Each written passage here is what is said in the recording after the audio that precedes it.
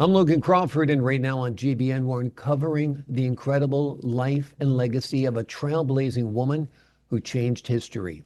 We're looking at a powerful and profound book. It is called The Hidden Story of Annie Turnbo Malone, the first Black female millionaire.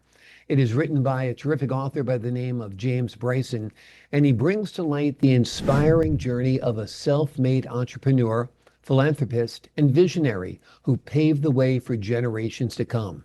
From humble beginnings to global success, Annie's story is one of faith, resilience, and empowerment, a true testament to the American dream.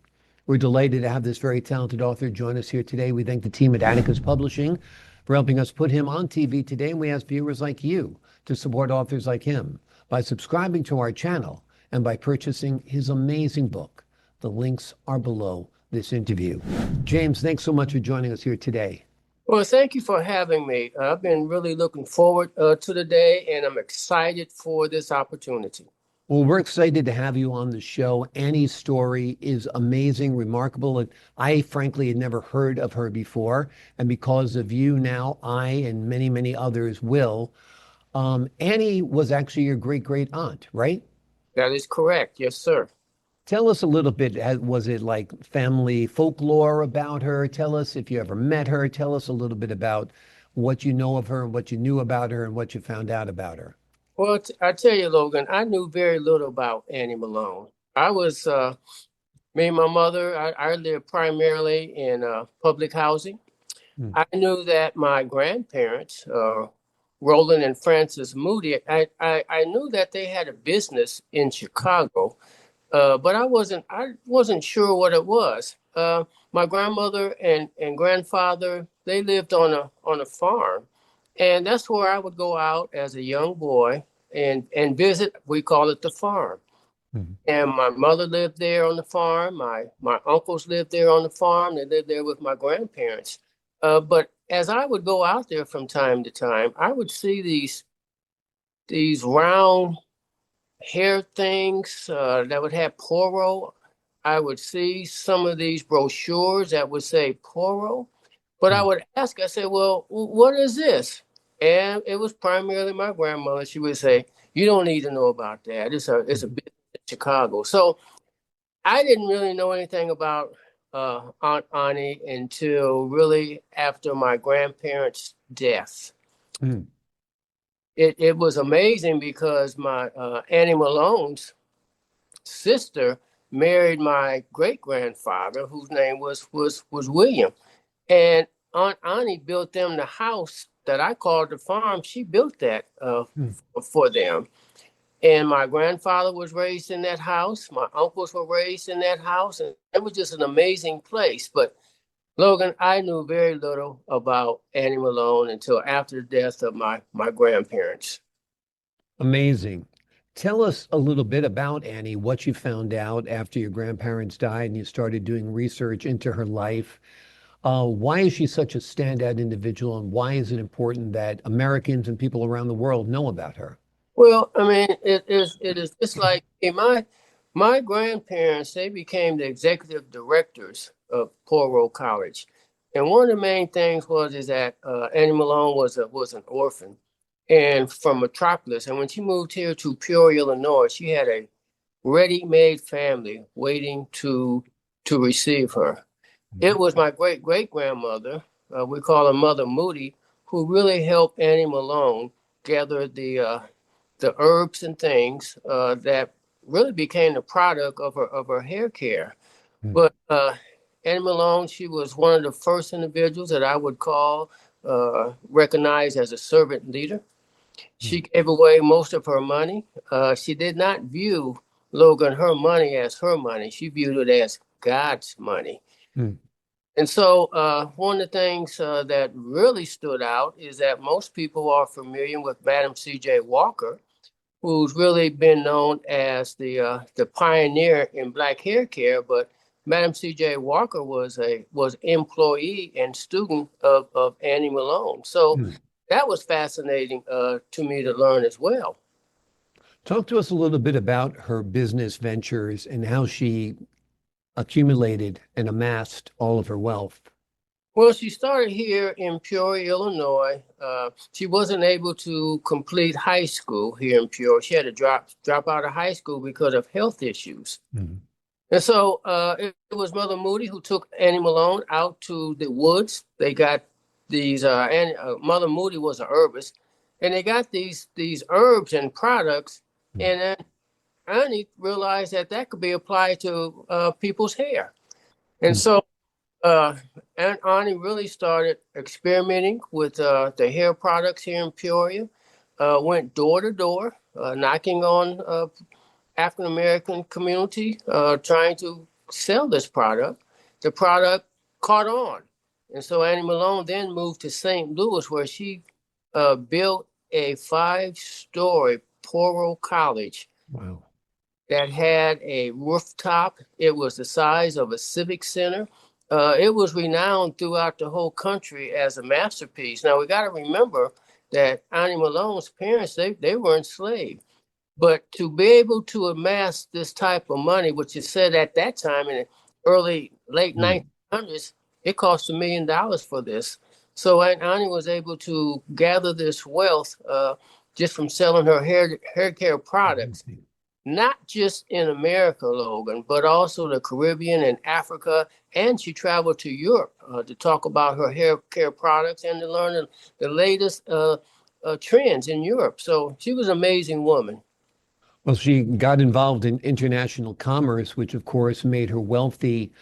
Tell us about Poro College. Is the building still there? Is it still a school today? Tell us a little bit about that part of her legacy. Well, unfortunately, Annie Malone got married to a guy named Aaron Malone. The marriage lasted about 7 years. Then they got divorced, and Aaron he wanted half of the business, and so it ended up that he ended up getting half of the business. So Annie Malone had to sell the Poro College that was in St. Louis. The Mm. college is no longer there. It was sold off. Aunt Annie moved from St. Louis after the divorce to Chicago at the age of 60, and she had to start all over.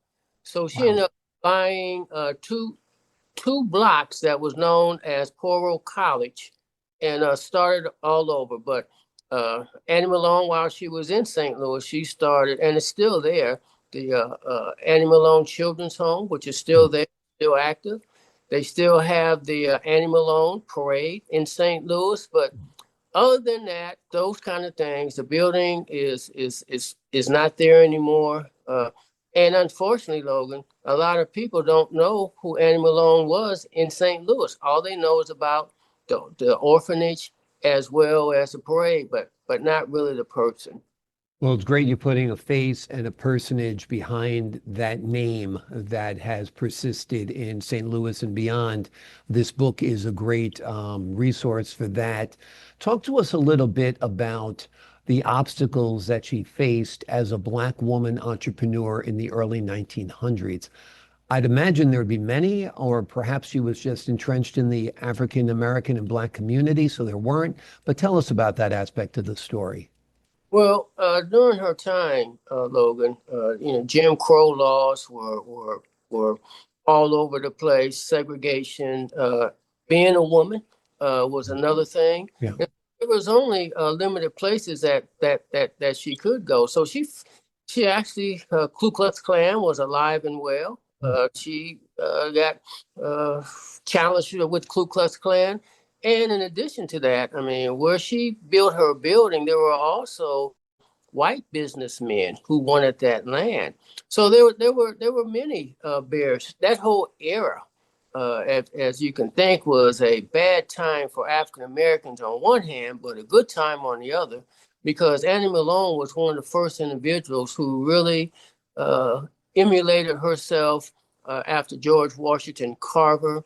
Uh, she brought in the Black consciousness or the Harlem Renaissance. She was really ahead of her time, but there were many barriers that were going on, including from the African American community. She got sued several times, many times, by the imitators who were trying to steal her products and things. So There was a lot of things going on, just the accumulation of money and being able to have a bank account and Yeah. spend tremendous barriers.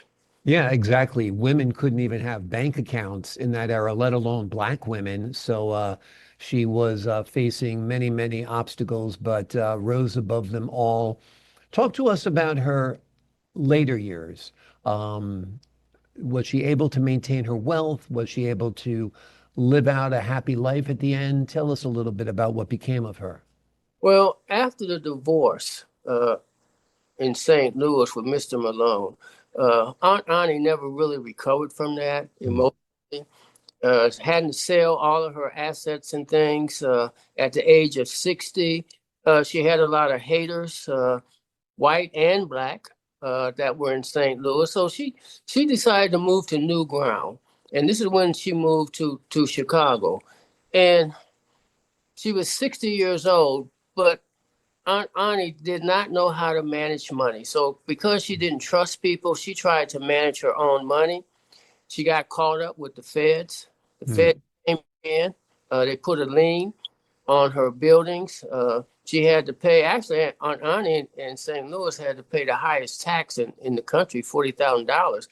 But the, and also when she moved 1932, 1940, 50, there was also a lot more hair care competition mm, from black beauty owners, Johnson and Johnson, as well as from white competitors. So the competition was great.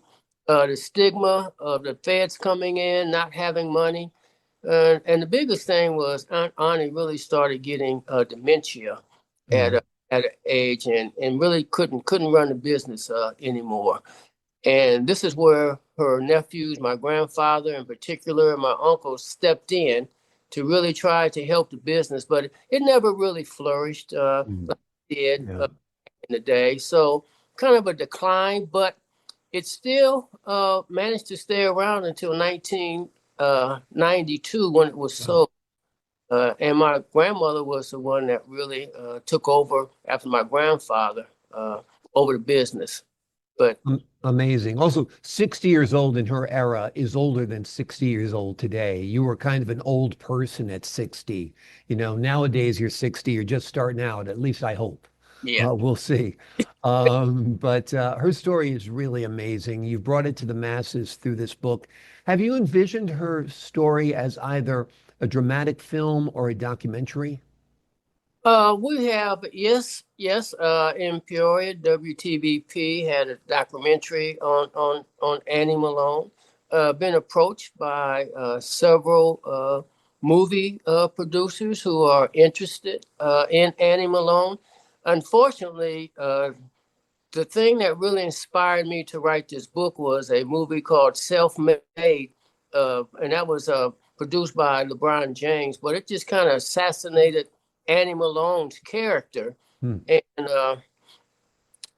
it really put her in a bad light in the sense of who she was. But on the other hand, if it wasn't for that movie, I probably would not have written this book. Yeah. But there have been several. There's a whole new interest, Logan, in Annie Malone and who she is, and more importantly, is that I think young people are really starting to realize that they can be the next Annie Malone. Yeah, absolutely. I was going to ask you as a final question, if Annie were alive today, were able to look out at the landscape, both political and business, would she be pleased, do you think, with the progress that has been made by women and minorities in the United States? I think that Annie Malone gave one of the largest donations to the YMCA because she would travel to city to city and see young African American males just standing on the corner.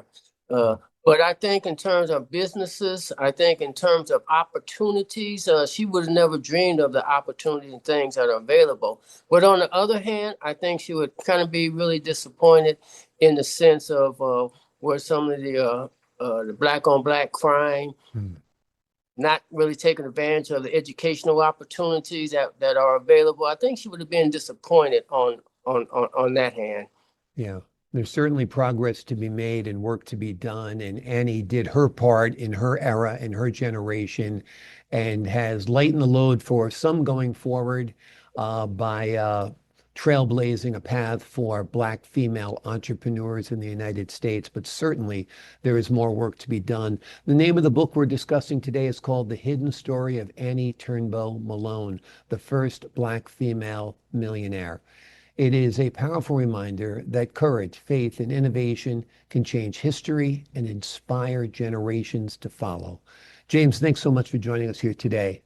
Well, thank you for having me. I really enjoyed this opportunity, and keep up the good work that you're doing, Logan.